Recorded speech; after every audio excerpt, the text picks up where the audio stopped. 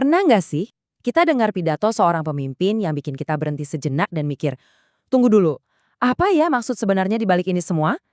Nah, baru-baru ini ada satu pernyataan tentang kekuatan asing yang langsung memicu perdebatan besar di dalam negeri. Oke, yuk kita coba bedah bareng-bareng. Nah, ini dia nih pernyataan utamanya. Langsung dari Presiden Prabowo Subianto. Kutipan inilah yang jadi titik awal pembahasan kita kali ini. Kenapa? Karena ini bukan sekedar kalimat biasa. Ini kelihatannya adalah bagian dari sebuah pola retorika politik yang jauh lebih besar.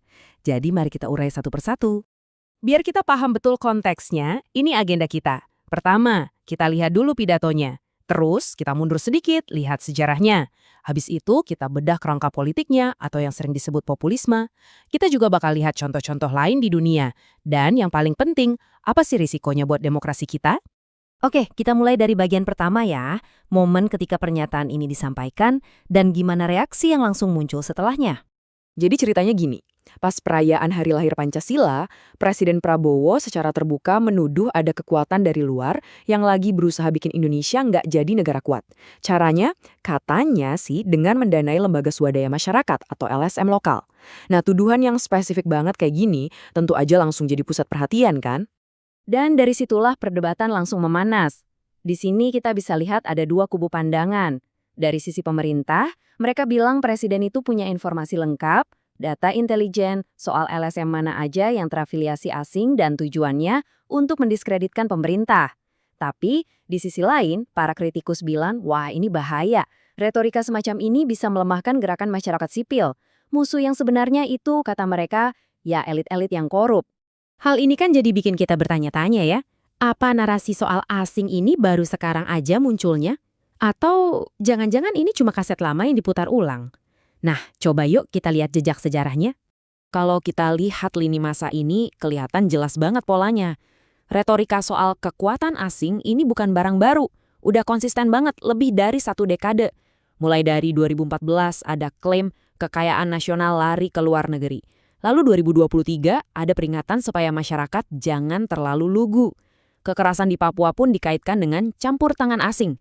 Sampai 2024, para pengkritik disebut antek-antek asing. Jadi ini adalah pesan yang terus-menerus diulang dan dibangun dari waktu ke waktu. Tapi ada yang menarik nih. Bisa dibilang kayak ada dua sisi mata uang. Di satu sisi, sikap terhadap intervensi politik asing itu keras banget. Kita tidak mau dilecehkan, katanya. Tapi di sisi lain, soal investasi asing, pintunya terbuka.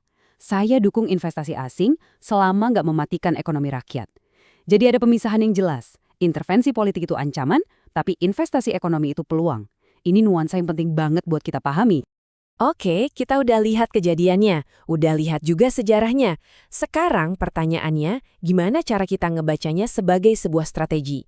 Nah, para pengamat politik punya istilahnya, yaitu pola populis atau the populist playbook. Yuk kita bedah apa sih sebetulnya itu? Jadi populisme itu intinya sebuah pendekatan politik. Dia memposisikan dirinya sebagai wakil rakyat biasa yang merasa suaranya nggak didengar oleh kelompok elit. Jadi ada pembagian yang jelas, ada kita, si rakyat, dan ada mereka, para elit. Dan biasanya gaya politik seperti ini muncul dan jadi kuat justru di saat-saat krisis. Nah, biasanya ada 4 elemen kunci dalam populisme modern. 1. Selalu dipicu oleh krisis, entah itu krisis ekonomi atau krisis identitas. 2. Narasinya selalu kita lawan mereka, rakyat melawan elit. 3. Ini yang paling penting, harus ada musuh bersama yang diciptakan. Musuhnya ini bisa siapa aja, imigran, media, atau ya itu tadi, kekuatan asing. Dan yang keempat, ideologinya simpel, fokus ke satu narasi di mana sang pemimpin adalah satu-satunya juru selamat, satu-satunya suara rakyat sejati. Dan perlu kita tahu juga, pola kayak gini tuh bukan cuma terjadi di Indonesia. Ini adalah fenomena global. Coba kita lihat perbandingannya. Nah, tabel ini nunjukin polanya secara global. Coba lihat, di Indonesia musuhnya LSM dan kekuatan asing. Taktiknya, tuduhan pendanaan asing. Geser ke Amerika Serikat, Donald Trump. Musuhnya media, taktiknya melabeli semua berita kritis sebagai fake news. Lihat lagi di Hungaria, Viktor Orban. Musuhnya LSM, Uni Eropa, dan George Soros. Taktiknya, bilang mereka didanai asing untuk melemahkan pemerintahannya. Pemainnya beda, negaranya beda, musuhnya beda. Tapi polanya mirip banget kan? Oke, setelah kita lihat pola globalnya, sekarang kita balik lagi ke pertanyaan yang paling penting. Terus kenapa? So what? Apa sih resikonya buat demokrasi kita di Indonesia? Disinilah para ahli angkat bicara. Menurut Bivitri Susanti, seorang ahli hukum tata negara, ini adalah ciri khas seorang demagog. Intinya, kata beliau, ini bukan soal melawan musuh dari luar, tapi justru sebaliknya. Ini adalah strategi untuk mengadu domba warga negara melawan warga negara lainnya. Bikin kita saling curiga satu sama lain. Nah, konsekuensinya bisa kayak efek domino. Pertama, fungsi checks and balances bisa terkikis. Gimana mau ada pengawasan kalau setiap kritik langsung dicap agen asing? Kedua, ini bisa jadi justifikasi atau pembenaran buat kelompok pro-pemerintah untuk menekan para pengkritik. Ketiga, bisa jadi ada aturan-aturan hukum yang lebih ketat yang makin mempersempit ruang gerak masyarakat sipil. Dan ujung-ujungnya, akuntabilitas pemerintah jadi melemah karena yang ngawasin makin sedikit. Bahkan, ada peringatan yang lebih keras lagi datang dari Usman Hamid, Direktur Amnesty International Indonesia. Beliau bilang, dampak dari pidato semacam ini adalah menghidupkan kembali nasionalisme yang sifatnya agresif. Sesuatu yang menurutnya mirip dengan apa yang terjadi di negara-negara dengan sistem politik fasis. Dan pada akhirnya, semua ini kembali ke satu pertanyaan mendasar buat kita semua. Ini bukan lagi cuma soal satu pidato atau satu politisi. Ini soal kesehatan demokrasi kita.